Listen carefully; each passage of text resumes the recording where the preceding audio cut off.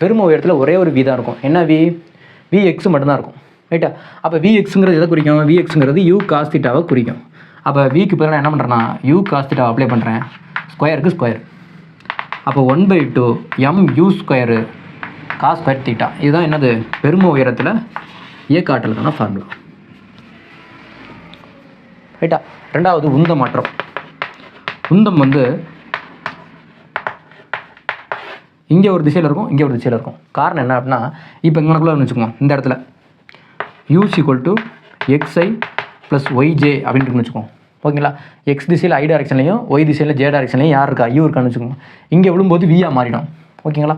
அப்போ we equal to இந்த X ஐங்கிறது மாறவே மாறாது. அதாவது ஐ திசையில் எக்ஸ் டைரக்ஷனில் உள்ள வெலாசிட்டி மாறாது, ஒய் டைரக்ஷனில் வெலாசிட்டி மட்டும்தான் மாறும். எப்படி மாறும்? இங்கே ப்ளஸ்ஸு, இங்கே 0, இங்கே மைனஸ். அப்போ நமக்கு என்ன மாறிடும்? எக்ஸ்ஐ மைனஸ் ஒய்ஜேன்னு மாறிடும்.